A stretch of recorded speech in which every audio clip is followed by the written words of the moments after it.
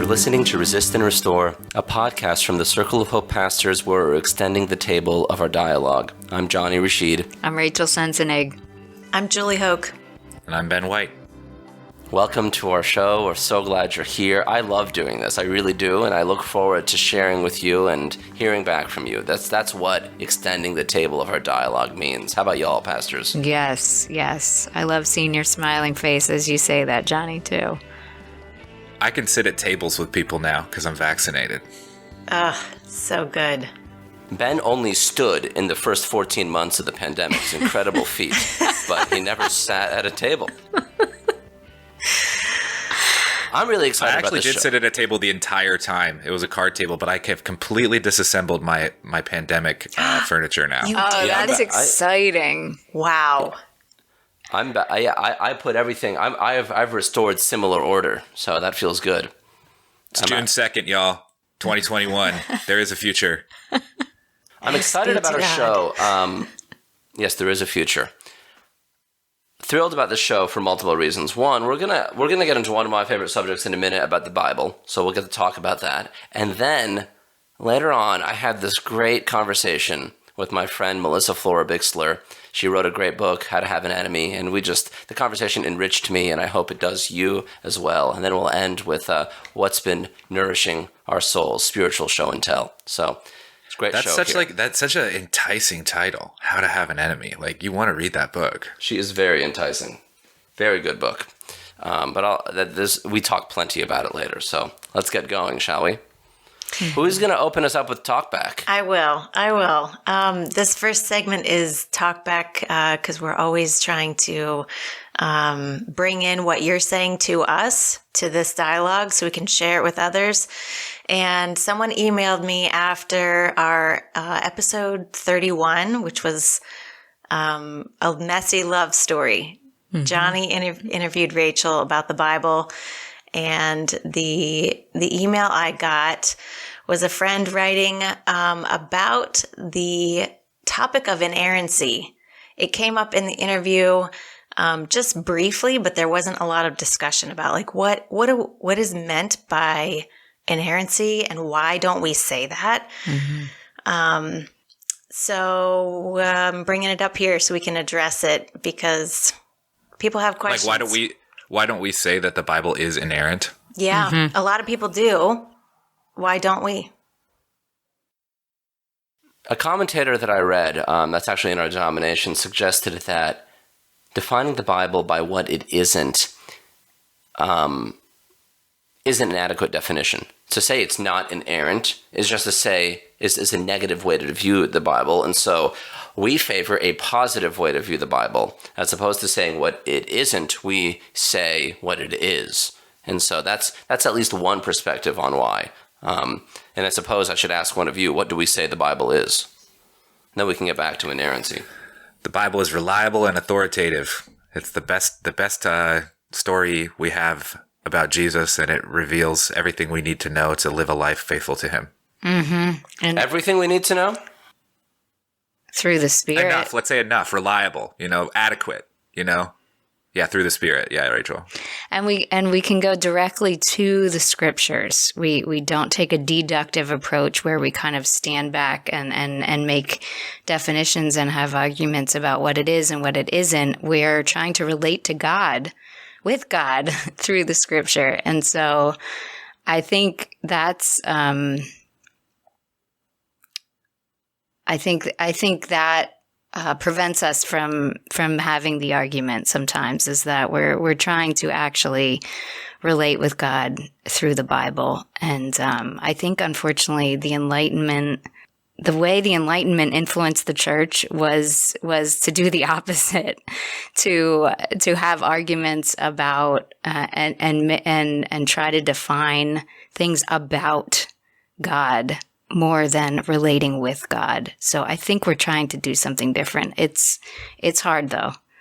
Yeah, I think that's right. I mean, when you say the Bible is a source of God's revelation, first of all, in Circle of Hope, we say the Bible is one of the ways that we get to know God. We also say we get to know God through the community, through the Spirit, and through the creation. So it's our way. There's many ways that we get to know God, but when you focus on the Bible as the primary way to know God, I think you get flustered if you find an error in it. So I'm sympathetic to people whose view of the Bible gets deteriorated when people start suggesting that there are factual errors in the Bible, and they wonder how could something be a source for God's revelation that has human errors in it. I'm sensitive to this because of the syncretism in the Middle East that I'm familiar with. Syncretism means two religions or a religion and a culture kind of get combined in an unusual way. And the inerrant view of the Bible treats it basically like conservative Muslims would treat the Quran, from God's lips to us directly. And I grew up with a very high view of the Bible because of that. I don't think that's the ultimate Christian view, but I understand how people in the Middle East, Christians in the Middle East, concluded that. It does cause, I think it can unfortunately cause a faith problem, an intellectual problem, a scientific problem, if we try to hang on to that view. So I think we're trying to open it. So like right away in the scripture, like in Genesis, when we have two different accounts of creation that are not the same. Yep, right off the bat. What do you do with that? I like what Pete N says when the Bible editors put these two stories right next to each other at the beginning of Genesis. They're not dumb. These are brilliant people. Like that's something. Right. Rachel mentioned the Enlightenment earlier, and one of its other follies. This is like a European thought system in the 1700s, and kind of came to full flower by the 1900s when the debate about inerrancy began. And another problem with the Enlightenment is it's an erasure of the past. These dumb backwards people in the past don't know anything, and progress is only in the future. And so, these dummies that put the Bible together, we don't respect their genius, their wisdom, their connection to God. We don't define ourselves by their perspective. We jam our perspective into theirs, and it does not fit. So this idea of inerrancy came out of the scientific revolution, really. It's about, we have all these new facts. We're humans. We don't even need this book. We're going to write all the new books, and we're going to figure it out. And so we're going to fit these ideas into our systems. Earlier, Rachel mentioned deductive thinking, like, okay, so God is perfect, and we know what perfect is because we make stuff and we're like white and stuff. And not all of us. No, but the guys that are coming up with this dumb idea are. Yes. and so we're gonna jam the Bible into this. So yes, it coming with inerrancy. And coming with the Enlightenment also comes colonialism and the invention of race, and all like these principles. When you abstract the Bible into these kind of bits and pieces, they can be rearranged into evil. The evil comes through the depersonalization, and Jesus corrects that. Like, part of the brilliance of God becoming human is like showing how this really is through story and particularity and humanity. Well, and no amount of arguing will convince someone of what Jesus needs to convince them of. It's like no, I don't think you know the man, and I can't really prove that you don't. Right. That your argument doesn't smell like the aroma of Christ. And sorry, I can't prove it because it's in my nose. It's a it's a vibe. It's a vibe.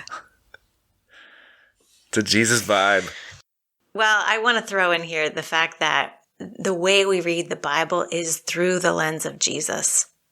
And the friend who wrote to us made that point that taking the Bible as inerrant may elevate the Bible to be what we're following instead of Jesus. And you get all kinds of twisted evil, like Ben's talking about, if you leave Jesus out of it. So I didn't want to move on without putting that in there because that's really our foundation for relating to the Bible as God's inspired word is through the revelation of Jesus.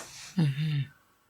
Mm-hmm. I think it's important. Yeah, and exactly. Jesus viewed the Bible that he had as reliable for God's revelation. And for me, that's really an important point to emphasize, so that people don't feel insecure when they're reading the Bible. Because if you get down the path of deconstruction too much, you can throw the baby out with the bathwater, as they say, and I'm not willing to do that. And I think at some point you get to the beauty of the Bible. Ben called it a story. I see it as a series of stories and a very dialogical book. Jesus takes the Bible seriously and then talks back to it. So does Paul. And in the New Testament, you have a dialogue between James and Paul about even how they're forming a community together.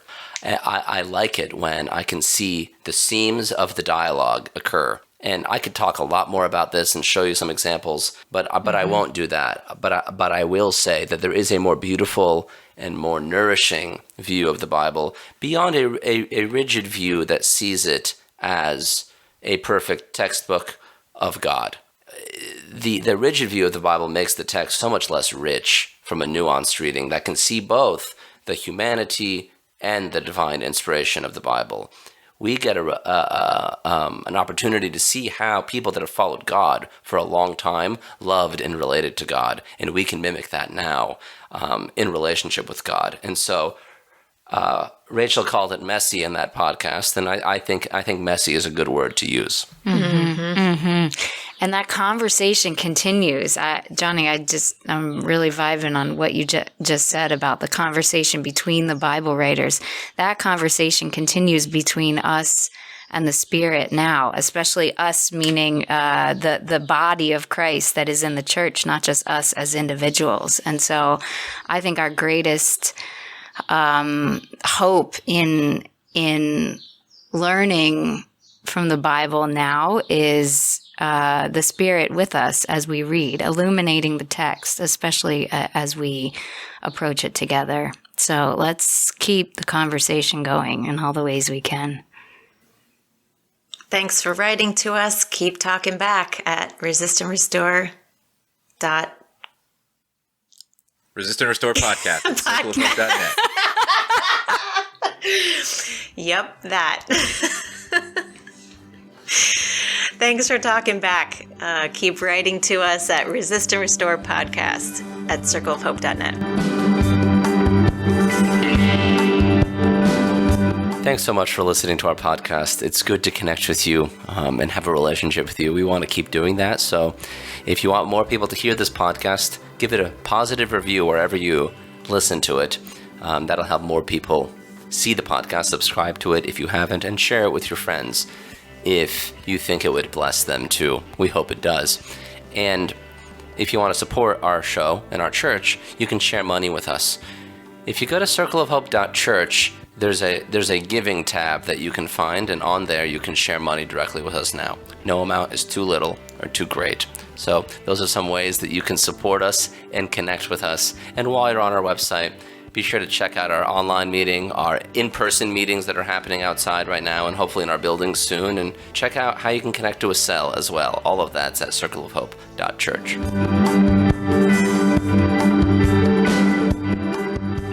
Hey friends, I'm so glad to have my friend Melissa Florer-Bixler with us on our podcast. She's an inspiration to me. She's a wonderful pastor. And she wrote this book. It's a great book, really, How to Have an Enemy, out by Herald Press this summer. That I think speaks to our moment. But I want to ask you, Melissa, why did you feel the need to write this book today? What's happening in the church at large to make this necessary? Thanks, Jonny. It's great to be here with you.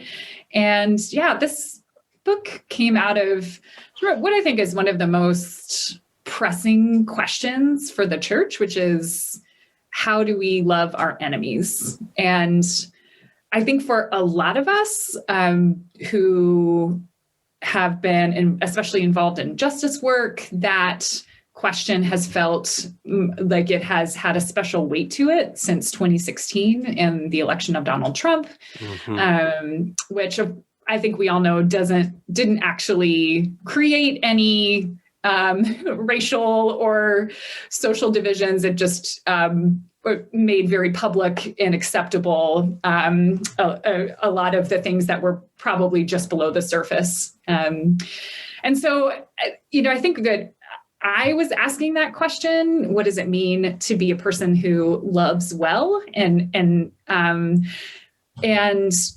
hearing a lot of different things from different voices. One of those, I'm a Mennonite, so in Anabaptism or pacifist, and so actually one pretty predominant strain of Anabaptism on this question was you actually shouldn't have enemies, like that no one is actually an enemy, but in Christ we are all one. Enemy sort of drops away, and something felt amiss for me about that. And so that was really the beginning of wanting to explore that question. How do we have enemies? How do we have them well? Should we have them? And what does it mean to love them once we know who they are? Yeah, Jesus says, love your enemies, right? And there's in the statement, an assumption that you will come into opposition in the work that you're doing. And you're saying, Anabaptists say there shouldn't be any enemies. We should just live an enemy-less life. And that's what it means to love our enemies. Right. Yeah, that somehow we need to get rid of that category. And like a good Mennonite biblicist, I read that text and say, if Jesus says we love our enemies, we must have them and know who they are first. So even right there, just a sort of plain reading of scripture sort of gives us a different kind of narrative around that. You write about this, and I hear it a lot. I'm also in the Anabaptist tradition, that the key to loving our enemies, the key to overcoming what separates us, is simply personal relationships. What do you say to Christians who think that personal relationships can overcome what you term as enmity? For one, I think there's not a lot of support for that in social sciences. I don't know that we have a lot of evidence that just exposure to new opinions or ideas or relationships or empathy actually shifts people to around some of these, what are actually not just ideas or policies, but are actually sort of core parts of our cultural and racial identity. And that actually is a lot deeper work, I think, than just, I have to know this other person's story. I think this also underestimates the pliability of the virtue of empathy. So I'm a bit of an empathy skeptic. I don't think of empathy as a natural good, but as a tool in our toolbox, because we also know that empathy can be used towards destruction, right, of people at the margins of power. Personal stories, overwhelming systemic questions can absolutely distract us from the work of saying, oh wow, like these stories are actually a part of a much broader system that we need to pay attention to. And so I don't know, that it may be good for sort of impacting affective polarization or something like that, but we actually need some much stronger medicine if we're going to really get down into what are the things that are causing like just this eruption of division and pain and destruction among people today. Yeah, that resonates with me. In my experience, I am surprised when, and I often hear this, personal relationships overcoming our differences, especially differences that are accentuated by power. The people saying that are the people within closer proximity to that power. And so my response is, if you related the way that you're suggesting we relate to these people to the people who suffer with them, wouldn't that change your mind? Right. How does that work? Yeah. What about us? Exactly. Yeah. Yeah. From your book, Power is the Force That Separates Difference from Enmity. This is a central idea to what you're writing. Can you explain the difference to our listeners between acceptance of diversity and how power changes that? Sure. Yeah, this is where I think the church has strongly, and I would say actually, I would probably put this down to the predominantly white church. I actually think the Black church, the Hispanic church, it has a much stronger sense of the way that power functions in relation to the church and relation to the people who inhabit the body of the church. But in the majority white church, the language of power very rarely emerges into these conversations that we're having about unity and overcoming difference. And I think a big part of that is that that sort of sense of personalization over seeing how systems operate. And so differences, you and I have different ideas about something, but the difference between what we believe doesn't actually affect how we live in the world, the choices that are made for us, what we have access to in education or healthcare or housing, who we can legally marry, what rights we have. As soon as those things are impacted by our differences, that's power. Mm-hmm. If the difference between you and me is the difference between whether you can preach or not based on your gender or your sexuality, then that is the ground on which enmity is built. To me, a kind of glaring example of this, and you write about it in the book, is when a pastor was essentially bragging about the political pluralism in his church by saying, we have both ICE agents in our church and also undocumented immigrants. Beyond the fact that you shouldn't tell ICE agents that you have undocumented immigrants in their church just for their safety, what's the greater issue with thinking that our churches should be places like this? Yeah, I gasped when I heard this as a point of pride. That would be actually a place of deep shame for me as a pastor, to be able to facilitate a congregation where people come together and share communion, the sacrament that remembers the body of Christ, makes us members together again.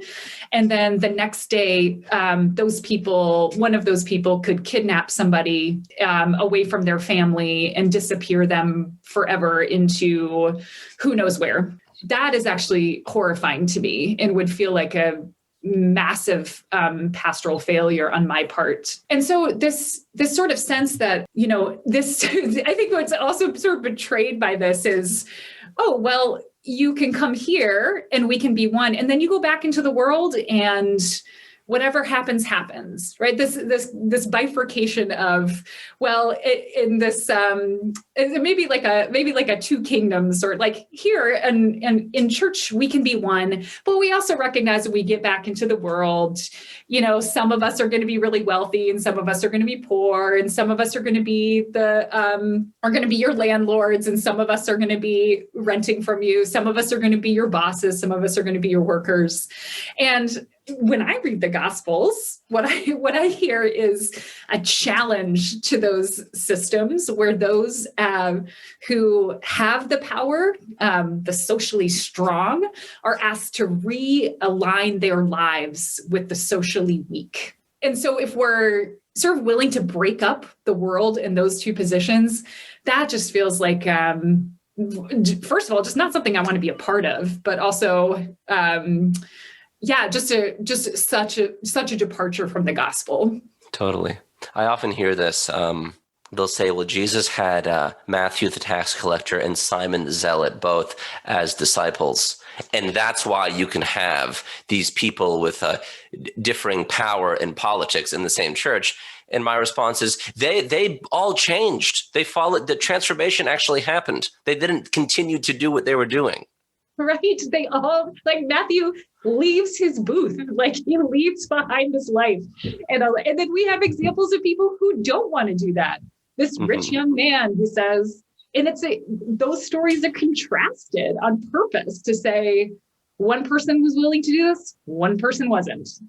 So absolutely. I think you say that our churches should be doing our part in participating in the reign of God, as you say. in your book. How would you describe what the reign of God is? When we look at what Jesus offers to us, we're sort of contrasted with two different kind of communal formations that are taking place. I think the most useful one of these is the blessings and the woes that we see in Luke. And I always laugh that, we probably all have those blessings. Blessed are the poor, right? Mm-hmm. We have all these, and I don't know that anyone who just keeps going with the woes. Blessed are you who are rich. Blessed are you who are full now, for you shall be hungry later. Right? Like, we kind of like to stop with the sort of blessings. And what I love about those, though, because I think I think part of our fear is that this contrast feels very judgy and lacking mercy. And one of the things I talk about in the book is wanting to shift that to what Jesus is actually doing is descriptive and not prescriptive. It's not that if you are wealthy, then you experience woe. Actually, a life that is committed to mammon as its a focal point in organizing factor itself is a life of woe. Having everything you need and having the sort of ability in yourself to just look at people who don't have enough and say, whatever. That's actually like a wound on your soul. Like that is actually, Jesus is actually describing a life of woe. It's not do this and you get this. And so Jesus consistently puts out these images and stories and pictures of us about what it means to live. Like congratulations. This is the territory in which the reign of God is happening, is taking place.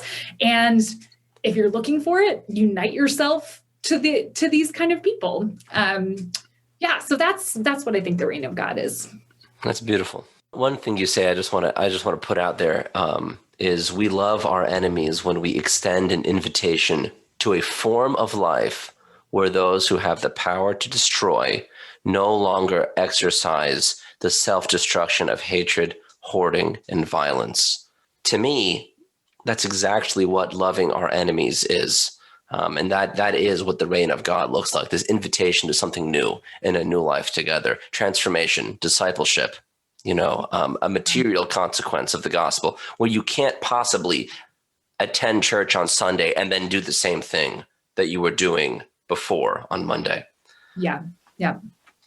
And, I have to credit the work of the abolition movement for helping me to really understand, it was difficult to find within the church sort of way that this plays out. Like I definitely followed the spirit to the work of people like Angela Davis and Adrienne Maree Brown, who want to look at when harm is committed by people to say, what do we actually do to correct that harm? Because we recognize that those systems are interwoven with one another, that you can't just punish people who do wrong and think that is somehow going to give us the kind of world that we're looking for. What's the world that we want?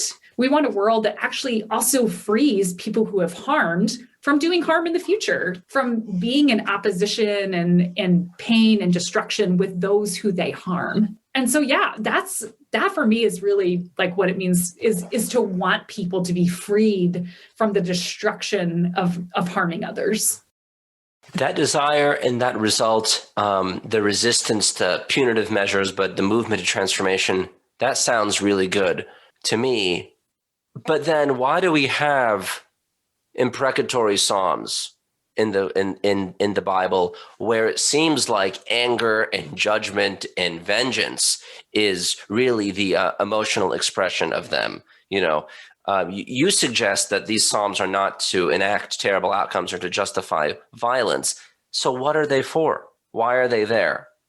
Yeah, well, I can speak for myself a little on this. Not a day in my life, not a single day, Jonny, have I felt empathy for Donald Trump.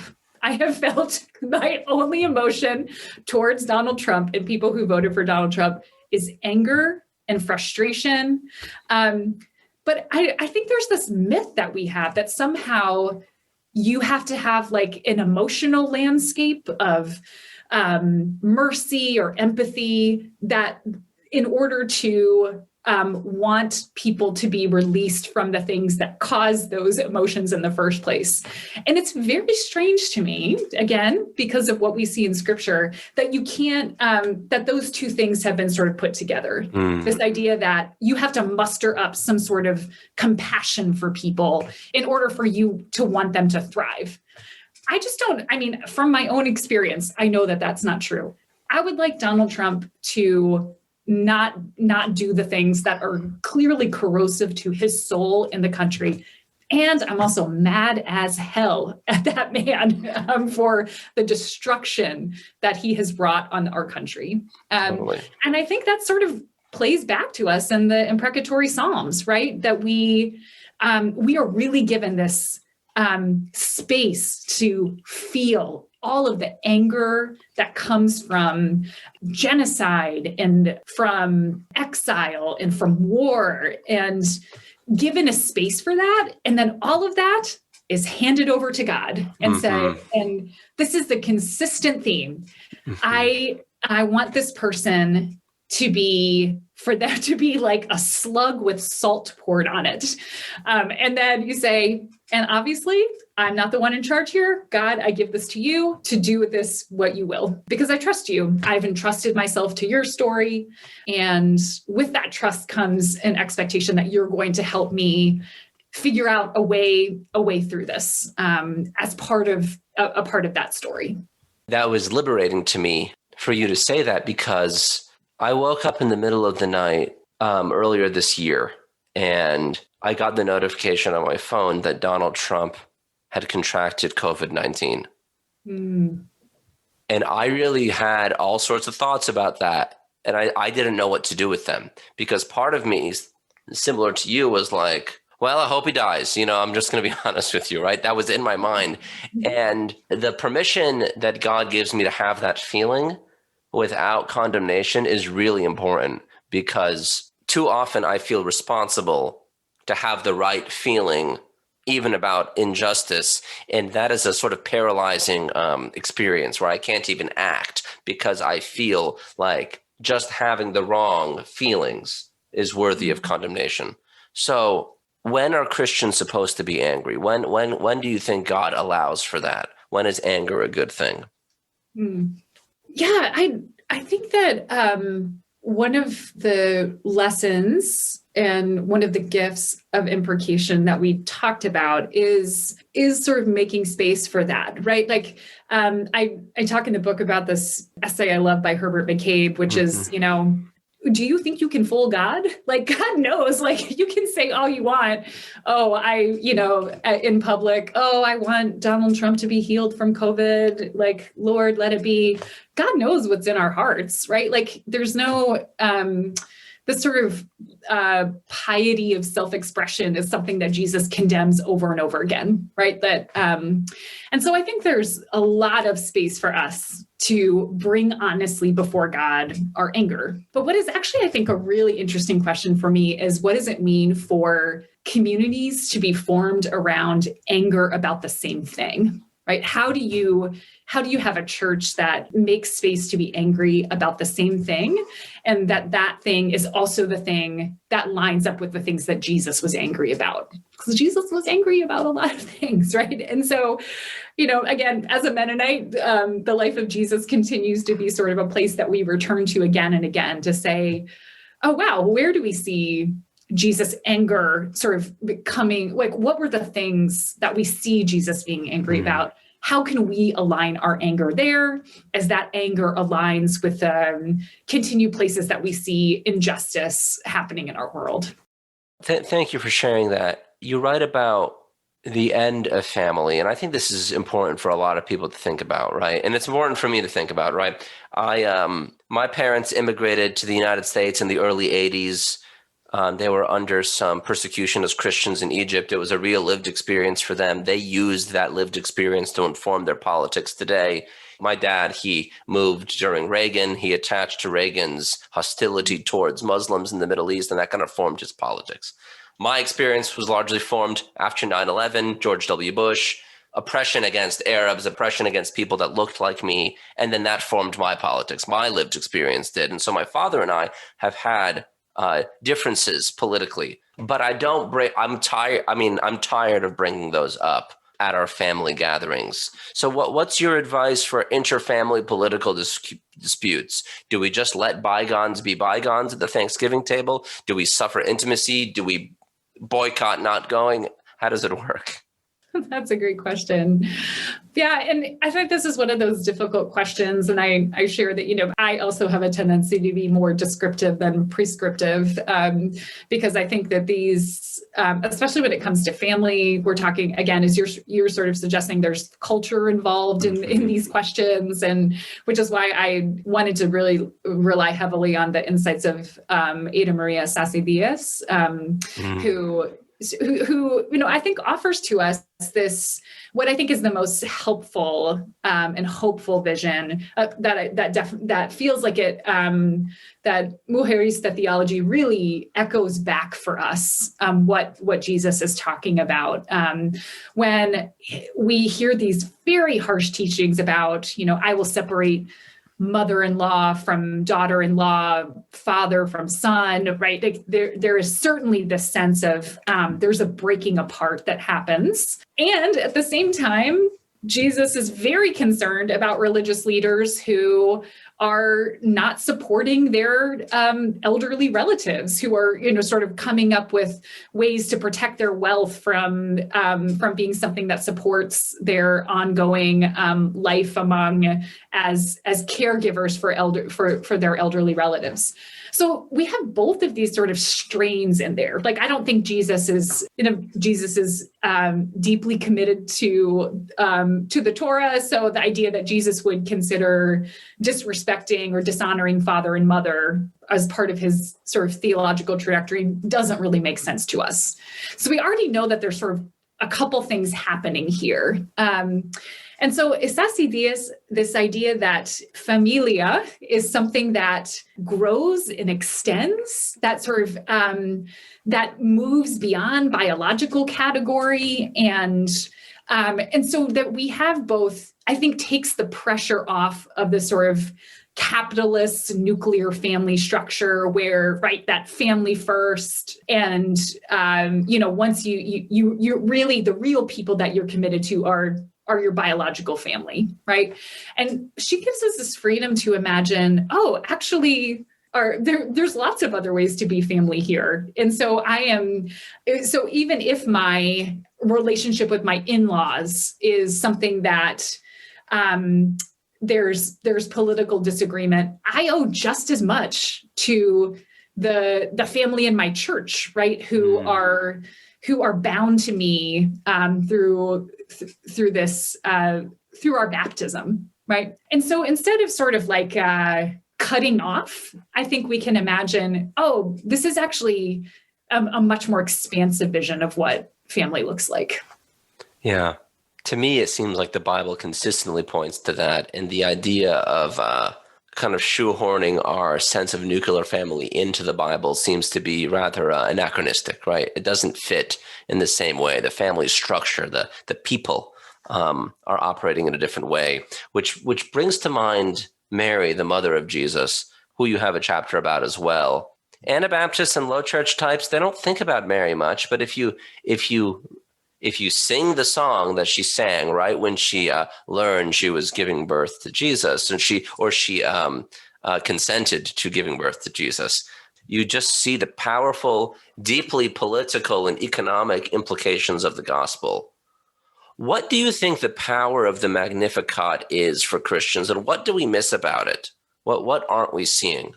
Yeah, I do think it is one of the tragedies of the very decisive break of the Radical Reformation from the Catholic Church was we definitely lost Mary somewhere along the line.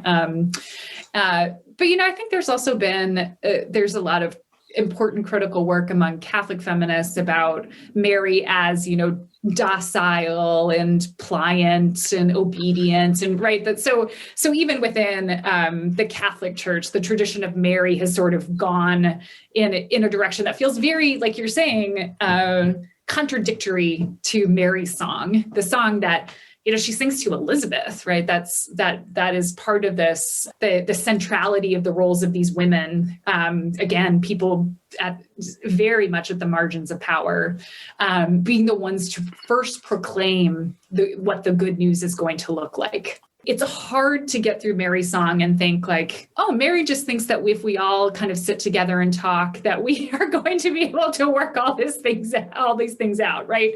They have the proud being cast down and thrones being upset, and it is this vision for a new socio-political reality that will be born through her. And Jesus will give birth to as the reign of God. And so there's sort of a double birthing that's sort of happening in this image. And I have to credit Ephraim the Syrian for like all of these images of Jesus giving birth and nursing things. But so I love how women and that chapter is really about people, but a lot of women who are consistently using this as a political tool and having it being recognized as a dangerous political reality in the face of oppressive juntas and military rulerships and tyrants. And I think that's really fascinating.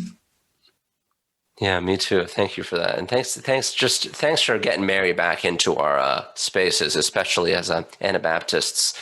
Somewhere else that I think Anabaptists miss the mark that you write about, this is probably my favorite chapter of yours, called Knowing Your Enemies Well, is how Anabaptists relate to the Old Testament and relate to Jewish people in the New Testament and even around them now. You say, when we turn Jesus's rancor for the one-sex version of rule-keeping into abrogation of the law of Moses, we lose out on the hopeful possibility of what we can discover for ourselves in these conflicts. Where have Christians missed the mark here? Why is this chapter important in a book about how to have enemies? Yeah, when I first started thinking about writing this book, I knew that I couldn't do it without a chapter devoted to Jesus' enmity with some Jewish leaders in some Jewish sects of his day, right? And one of the reasons it was so important to me to write that well, and this is definitely the chapter where I got the most feedback from Jewish people in my life, and where I did really felt like I would say like a tremendous amount of responsibility, because the church has been so invested in a narrative of creating a monolithic Judaism that is contrasts with what is happening in the church. And I studied Second Temple Judaism. My master's degree is in Second Temple Judaism. And so even just from we already know that is a massive over-exaggeration for how the church developed over about 400 years. Talk about Joel Marcus' book, The Ways That Often Parted, that people come together and then there's sort of this working out of identity over hundreds of years. That's not still, is not fully settled in a lot of ways. But the way that it does become settled is because of the violence of the dominant church over against Judaism. And what we read that sort of the conquest, the narratives of the Crusades back into Scripture, instead of letting these Gospels speak from their own historic context, which is, I think one of the important grounding points for that is that there's a lot of difference, a lot of anger, like very intense anger and frustration that's expressed within Jewish sects of the 1st and 2nd century, right? This is an unsettled time for Jewish identity. Absolutely. And so I think that there's, when we sort of flatten the narrative of what Judaism looks like, it makes it very easy to create an enemy that doesn't actually exist. And so I felt like it was very important to use, especially the historical and theological work that's been done in this area, to offer a correction to that. Yeah, thank you for that. And just for those who are listening, in my view, for that chapter alone, it is so novel and so necessary, I think, for Christians to read and to understand, because it so consistently we miss the mark on this. From Anabaptists do this, the New Perspective on Paul does this, all sorts of major influences into current Christianity, contemporary Christianity really misses the boat on this, and I think results in indifference to anti-Semitism, but also complicity in it and in violence towards Jewish people. So I think it's really important.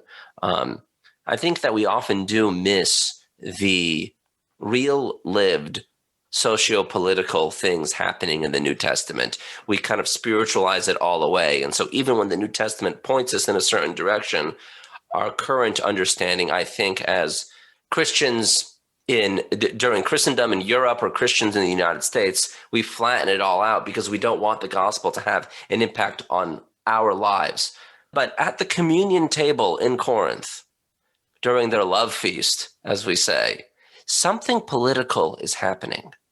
And I think it's easy to miss. So I want to emphasize this because I think you clearly state it. What's the socio-political circumstance in Corinth? What aren't we seeing there? Who are the strong and the weak there? And what does that mean for us today? But this is absolutely a place where the church has read back spiritualizing into the language of strong and weak. These are I think we've all, who among us has not heard a sermon about, the spiritually strong, the people who are theologically strong, and then the theologically weak. And, so we kind of have to put up with the people who don't sort of theologically get it. And again, it does not actually take you don't have to go back and read all the scholarly texts to just see what happens in Corinth. Mm-hmm.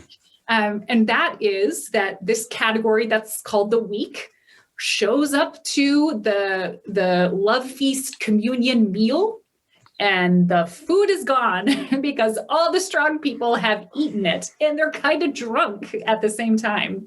Not even which I think is meant more to say to excess. Yeah. It isn't even we were kind of hungry, so we got started. It's we actually took down this entire meal, and it did not enter our minds that you all would be showing up and maybe hungry. And so the important work that I think for us to hear in this is that we're actually talking about two socio-political categories of people. One group, the strong group, that is socio-politically strong. They have access to new ideas and theories. They get to go to lectures during the day. They live a life of leisure. They're the bosses and the landlords. And because that's what they do all day, they get to show up whenever they want to this meal. And then you have the weak, the people who are enslaved, who are workers, who are peasants, who are farmers, who spend their whole day laboring and then show up late for this meal. Mm-hmm.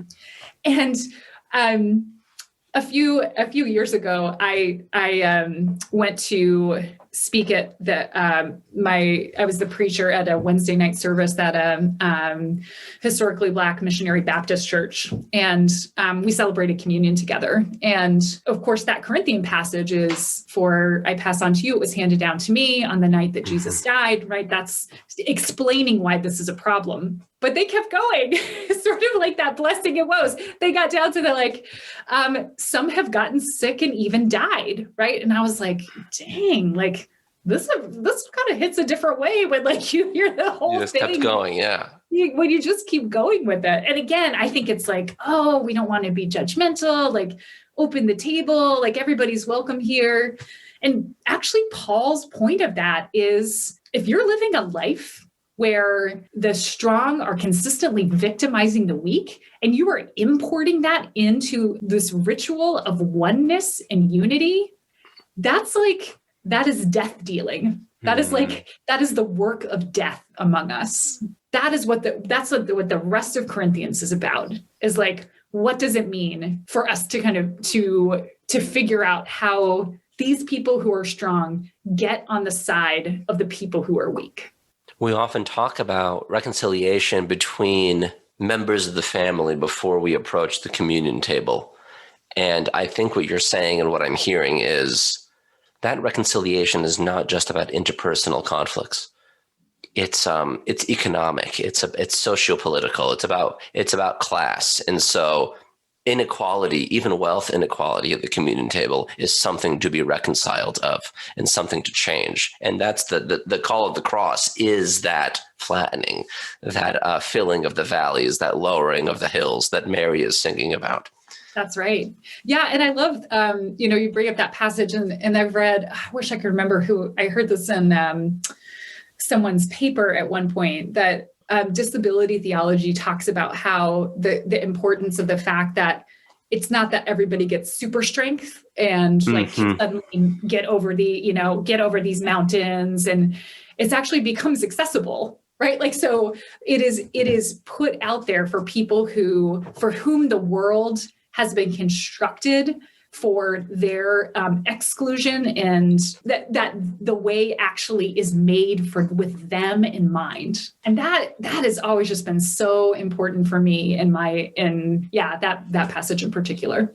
And so what follows this sort of reconciliation is genuine enmity against mammon, against white supremacy. And so now that we're all moving on the same mission, what does it mean then to engage with mammon and white supremacy as the enemies that they are? Yeah. I wanted to really to solidify these in the two sort of places that I think we the two intersecting places, race and economics. That's right. That are the places of like the ground for enmity for us today. So have those two chapters near the end. And I just think it would be so interesting for us to think, before we come to communion, what do we need to do about the socioeconomic or the racialized animosity that exists in our congregation? And in our church, we have this practice called the Pledge of Love that comes from 16th century. And it is a time the week before communion where we actually pause to say, like, how can we continue on the way of this work of God reconciling all things within our lives? And so we say, like, will you commit to the work of taking care of our planet? Will you in this supper, are you committing yourself to deconstructing white supremacy in our culture? How are we doing this among us? And so it actually becomes part of the ritual of oneness of our church is to say, not that we're ever going to this isn't about perfection, right? Like, it's not like we're ever going to get there. But, I think something that both of our churches have found really significant in this way is, oh, wow, now that we've said that out loud, we recognize that there are people in debt in our congregations. That's right. And we can't, and there are also people with a lot of excess money, and so that feels like something that we need to attend to. And so for you all, it's you have these debt circles where people, gather together to help pay off each other's debts. Our church provides 0 interest loans to people, or sometimes just gives them the money to pay off, because that's what you do with your collective money, right? That's awesome. That's great. Yeah, this is the obvious, we have a LGBTQ commission that continues to ask, how are we taking the power of heteronormativity out of the space and creating sanctuary and harbor for people who have been who've been rejected in other places. So this is an ongoing work, but I love that once a month, we are asked to once again and to take a pledge of love towards one another. So that's one way it looks in our congregation. That sounds great, Melissa. Thanks for sharing that. We should adopt that too. Finally, the end of your book does address Revelation and the end of enemies. There's a lot to say about this apocalyptic, confusing text, but you say it moves us to work against death in its active and benign forms. What is the final message that we're given here? The assurance that victory in Christ is coming, but we act against death now. What does that mean for you? What does Revelation move you to do? I definitely, for many years, just sort of stayed away from Revelation. I grew up in the Tim LaHaye, Left Behind, and then I wasn't one of those people who was like, oh gosh, like this is going to happen. But I was just like, I don't know what's going on here, and this seems really weird. So you weren't afraid of the rapture happening all the time or something like that? I don't know why that didn't. I was so scared of so many religious things, but mine was the unforgivable sin. That was like my place of childhood anxiety, not the rapture. I guess everybody has to have one. But your trauma comes in many forms. Yes, that's right. Yeah. So I didn't think about Revelation through school, like through 2 master's degrees. Like I just sort of left it alone. And then when I started pastoring at Raleigh Mennonite, I was like, you know what? I need to challenge myself to really sit down and think about this. And so we did a congregational Bible study for Sunday school around Revelation. And I think both reading that in a communal hermeneutics, reading it with other people, and also just uncovering some really incredible scholarship around Revelation and sharing that together really changed things for me about Revelation. And one of the hopeful places about Revelation for me is that we can continue to see how all of these metaphors make sense as things that are already happening in the first century. I think it actually is fair to say that this is not a future prophecy, but something that actually happened and continues to repeat itself over and over and over again in history. So we see the 4 horse riders of war and economic destruction and death.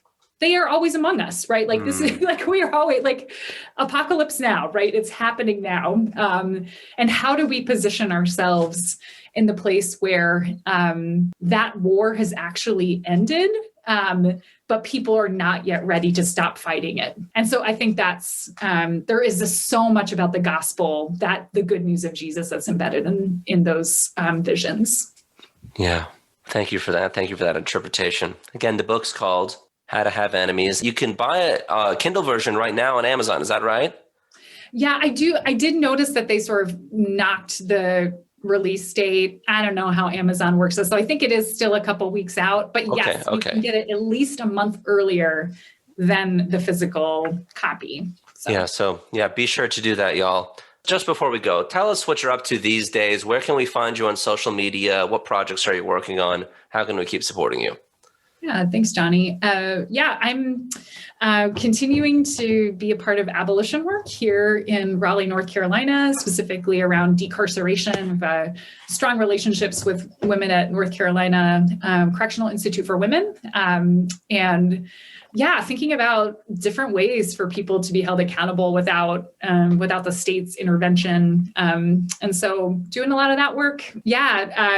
Going to take a month off this summer to sort of a little mini sabbatical my church gave me after this very intense year. And then, have lots of opportunities for speaking. And so always happy to talk with people about coming out and speaking with the group or Zooming in for book groups. And I'm on Twitter, where I try to be on my best behavior, but not always can handle that. But I'm worse behaved than she is on Twitter, so just so I all know. Yes. I know it's a tough place to moderate yourself sometimes, but you can find me there if you're looking for me. Thanks again, Melissa. Thanks for doing this. Absolutely. It's good to be with you.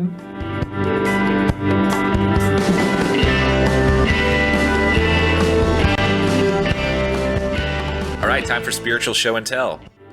My friends, what's been nourishing your soul? Give us some goodness from your life with God. Can Twitter nourish my soul? Maybe. Let me tell you what happened to me. I think this showcases another way that you can respond when you're called out. Sometimes this is a two-way street. I've been disciplining myself for years to post our daily prayer entries. We have 2 different daily prayer blogs, circleofhope.net/dailyprayer and /dailyprayerdeeper. I love them. So I do that, right? And it's an important part of my spiritual discipline, but also an important part of sharing what we have. And my friend, who's disabled, thought one of the posts was a little belittling to people that suffered with her disability. And I was sensitive to her needs, and at least I tried to be. She's my friend, and we've been working together for a long time, and I understood her perspective. And then I thought, wow, disabled people have real relationships with God, and I want to help facilitate that as a pastor. So what I did was I asked people on Twitter, where I spend some time, and I said, yeah, I am looking into some disability theology resources, right? And this was after at our Sunday at our at-home meeting this week. There was a rich dialogue about that in our talkback time. So this idea kept moving in me. Maybe it was the Spirit. So then I asked on Twitter, I want some disability theology resources. Can you offer me some? And what I got back was not only a list of great texts to go over, which is exciting for me, and a new topic for our doing theology in the fall. That's fun too. That's the time where we get together to do theology as a church. You can come. I'll invite you later. Not only did I get good resources, I got good nourishing examples of ministry, like people who really have devoted themselves to helping people who are both physically and intellectually disabled. So this isn't just like a postmodern deconstruction of the Bible. It actually informs how people live and how they relate and how they serve others. And to me, that was very touching to know that the kingdom of God really has no bounds, and a lot of different kind of people can get in, that God's grace and God's love is that big and bigger than my imagination, certainly bigger than my mind in any way. And as I expand my mind to include new ideas and new thoughts, I'm opened up to new ministries and new ways to love and connect with other people. And to me, the best use I can make of a theological education and a theological expansion is to expand how I love.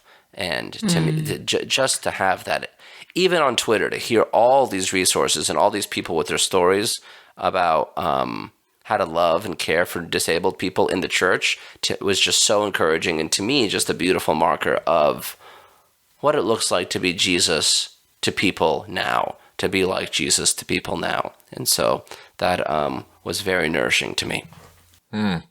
I guess Twitter can be nourishing. Yes.